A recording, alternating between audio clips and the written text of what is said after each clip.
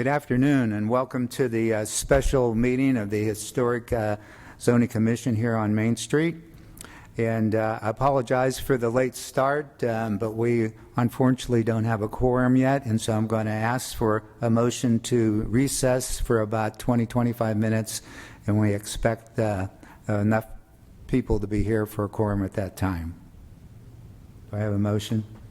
I will move that we recess for 30 minutes so that we can achieve a quorum. Second. All in favor? Aye. Aye. Any not in favor? Okay, motion passes, and we'll be with you shortly. Thank you.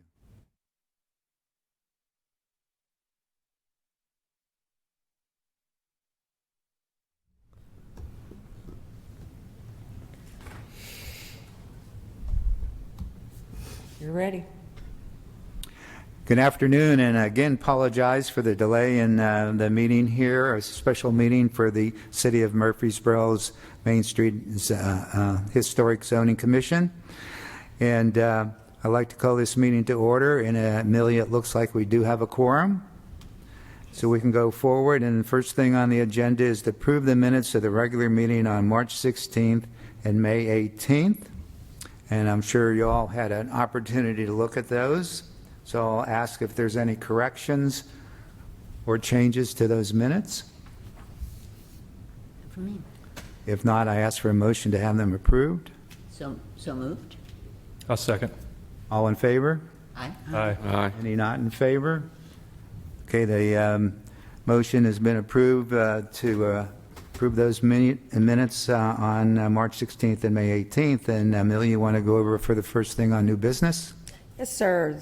The item on the agenda today is a request to review the replacement of an existing 3-tab asphalt shingle roof with a designer asphalt shingle roof for an existing single-family residence. This property is located on the south side of East Main Street, on the southwest corner of East Main Street and Gale Lane. It contains 0.16 acres and is developed with a single-family dwelling. The property is zoned RS8, Single Family Residential District 8, and Historic Zoning Overlay District, as well as the City Core Overlay District. The subject property is Modern Colonial Revival. It's a 2.5-story brick gabled roof style house and was constructed circa in the 1940s. The house is not listed as a contributing structure in the East Main Historic District or the National Register of Historic Places. The owner of the subject property, Mr. David Criswell, is requesting to remove the existing asphalt shingle roofing currently on the house due to extensive damage and leaking, and replace all roofing with a GAF Camelot 2 designer weather timber colored shingles. Photographs of the condition of the home.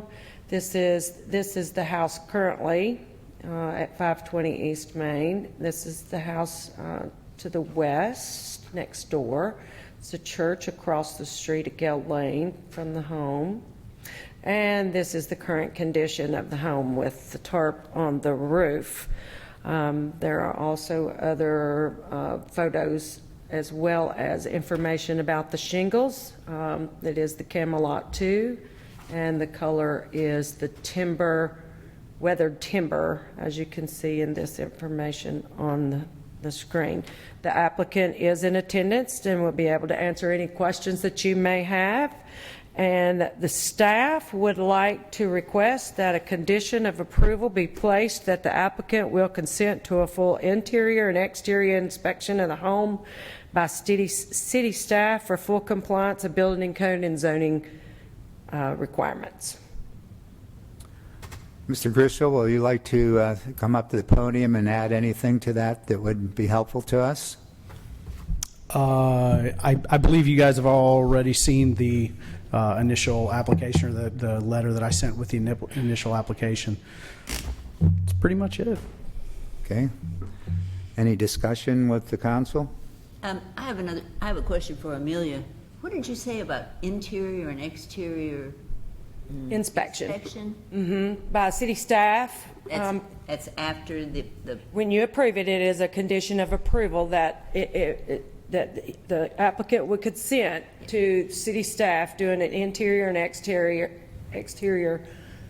inspection of the home to make sure everything is in compliance with zoning and building Yes. codes regulations. Okay, thanks for the update. Any other comments from the council? What is the zoning, It's RS8, which is, residential single family, Single at family. least 8,000 square foot lots. okay. Use What is- Okay, go on. I'm sorry, what triggers the inspection? The Well, triggered the inspection? Well, I can probably answer that. It's probably because the discussion we've had the last couple days about whether the home is single-family or multifamily. And just for some background, this home was built by the Bell brothers in 1940, I believe, and it was built as a duplex.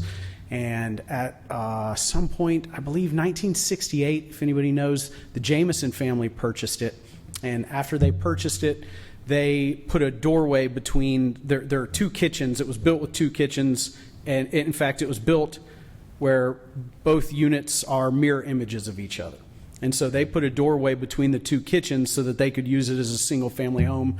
Probably most of you know the Jameson family. They've been around here, and they all have kids. And anyway, so after I purchased it, I closed that doorway off, and it is now 2 units. However, there's only 1 gas meter, 1 electric meter, 1 water meter. So, and Jeff, inspections are pretty normal on any approval we do. They'll go out and inspect it to make sure that they are following what was approved.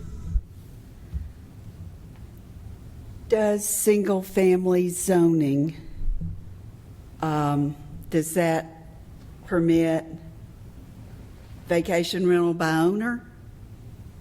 VRBO? I mean, Don't you, There, do you- I looked earlier, and there's 300 houses in Murfreesboro that are on Airbnb. So, Yeah, the city of Murfreesboro currently does not regulate okay, VRBOs. However, that could change anytime in the future as that becomes more and more popular. Currently, the only restrictions that have to be placed on that is they are to register with the tax department as a Airbnb, and they pay the hotel tax to the city for that property. But currently, we do not have any regulations against Airbnbs. It is an RS8 zone, which, however, does not allow for a duplex. RH8, RS8. RSH does not specify or does not allow? It does not, per the zoning ordinance, it would not allow a duplex. It's a single-family home. Yeah. so I'm just going to throw this out there. I've actually had a discussion with the head of codes about this, and any home that was ever built a certain way is allowed to be grandfathered in that way. You guys went through it on a house, I believe it was on Church Street. It was 5 or 6 or 7 units. And what's his name? Robert? Is that director of codes here? Robert Holt. Oh, when Robert. There you go. And what they had done with this house on Church Street was that they had torn down everything except basically like the front wall of it. And they went to rebuild it. And originally because of the lot size, they were only going to let them build back 3 units or something. And they found some old law that basically said that any house that's ever built X way is grandfathered in. I believe that this would fall under that, being as it was built as a multifamily home. If you look at the electric meter base, there are 2 electric meter bases on it. It has been a duplex. It was converted in 1968. When it came up for sale in 2016, there were close to 200 people that looked at it, and not a single one of them wanted it to make as a single-family home because it is a duplex. The location and the size of the stairs, there was just no way to convert it back to a single-family home. So it may not be classified as a duplex. I didn't change it. All that classification stuff happened probably before I was even born. But for what we're talking about here, it is a duplex. It was built as a duplex. It has always been a duplex. And they lived in it a single family, even though they had 2 kitchens. So Okay, thank you. Well, let's get back to the asphalt shingle request. And I personally do not have a problem with the upgrade. In fact, if you go back 20-some years on 300 East Main, when I lived there, we went from a 20-year standard shingle to an upgraded asphalt shingle, and looking very much like Mr. Criswell is requesting for this home, and it was approved by the current zoning committee at that time. Any other discussion on the shingle? I'll ask for a motion at this particular point. Yes. Sorry, man. Mr. Chairman, just, if I may, just another comment about the recommended condition of approval. I think that some of the details of the modifications to the home and the history of the home were just recently brought to us. We haven't had time to thoroughly vet that, and so we wanted to be able to continue the request, or to let the request for the roof proceed, but we wanted the ability to be able to inspect and review the structure for zoning compliance, and we wanted to be able to make that a condition of approval so that we can confirm whether or not the use is in compliance, or if it's not in compliance, and then, you know, if it's properly conditioned, that will allow us to do that after the fact. Okay, Matthew, you're throwing a little complication in here. Thank you. So in the motion, if we decide to approve the request for the asphalt shingle, we have to approve a pre-inspection to make sure that it fits. No. No? I think it would just be subject to, Roman, can you help me out on the timing of that inspection, perhaps? Sure. I think given the sensitivity that it's a roof that has an active leak, I don't think we would require the inspection to be pre-repair, just that some sort of provision be made for those sort of inspections to be done. And like you had alluded to earlier, there will be sort of a normal inspection process with the permitting and replacement of the roof itself anyway, that building and codes will undertake, to make sure that the decking and the rafters and things like that are still up to code standards, at least for what the house was designed for. And Mr. Criswell did already state to me earlier in this conversation that those elements of the roofing did have damage to them, and they will have to be replaced. That would require a permit from building codes. So there is some level of inspection that will necessarily have to take place during the repair process. The condition, I believe, would just, like Matthew said, help facilitate both the code and the zoning inspections to ensure, one, compliance with zoning and uses, and two, building and code safety standards. Well, we requested and approved a lot of roofs with this commission over the 20-some years I've been with it. And it's sort of standard procedure. If you tear the old roof off and there's a requirement to do some repair underneath it, that's done, and that's part of the cost of the roofing system itself. But so this sort of amazes me that we're putting this particular requirement on, especially if it's not before the repairment of the roof. And because normally we go out and approve the process that was committed to and approved in this committee once the process is going through putting the roof on. So I'm not sure why this special addition to the motion needs to be made, but if that's what you would like, Matthew, you want to state that exactly again, the way you want this special addition to the motion to be made? Yeah, and I think that what we're trying to do is react to a possible zoning violation that we regarding the use of the structure, and the Historic Zoning Commission's ability to place conditions upon approval of items that come before it. Roman can speak better to that than I could. And so what we want to do is just to make sure that we kind of memorialize the fact that there may be some zoning non-compliance issues, but we want to do so in a way that will allow Mr. Criswell to continue to proceed with the replacement of his roof, knowing that there is a a water issue with that roof. So I think that what we would ask would be that you condition the approval of his request on staff performing a zoning and codes compliance inspection, and the timing of that could be after Mr. Criswell gets the permit for his roof. Roman, is there anything that I've left out there? No, I think that lays it out pretty well. Yeah, well, it's just, normally that's all done prior to coming here to the Historic Commission, correct? Like I said, we're kind of reacting to the information that we've learned, and Okay. so we apologize for Understand. throwing that on you at the last minute. But Okay. All right, do we have a motion on this request? Chairman cannot make the motion. I'll make the motion that we approve, yes. And A second? Oh, while we have the request, and then part of the motion the city wants is that to allow the inspectors to Oh, come in yes. Oh, and make sure that the house is being used accordingly. it's kind of all or nothing, I guess, isn't it, Mr. Chairman? Right. We can't segregate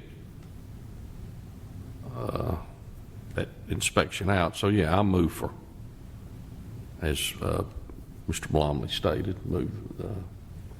Okay, the motion is to accept the request as submitted. Do I have a second? a second? All in favor? Aye. Aye. Any not in favor? The motion carries. Thank you, Mr. Criswell. Thank you. Amelia, do we have any further business today? We do not have any further business. I just want to remind everybody that next week, we did have an applicant, but that applicant has reached back out and asked for additional time to prepare a little bit more for the structure that he's wanting to put in. And we also have the 2021 calendar that was included in your agenda package, and we need to have a vote to approve that 2022 calendar year calendar, and it would be the same. Submittals will be due the first Tuesday of the month by 3 o'clock, and the meetings are held on the third Tuesday of the month at 2 o'clock. Okay, we need a motion to approve the 2022 calendar. I move we approve it. A second? All in favor? Aye. Aye. Any not in favor? Calendar is approved. So Amelia, let me confirm, there will be no regular historic zoning meeting? There will this be month? no meeting next week. We will plan, hopefully that applicant will have all of his information together for the meeting on, I believe it was November the 19th. Okay. Okay, do I have a motion to Move to adjourn. I'll move to adjourn. Second. all in favor? Aye. Aye. Nobody's not in favor? Motion carries. Thank you. Thanks for being here, everybody. We really appreciate it. And, yeah.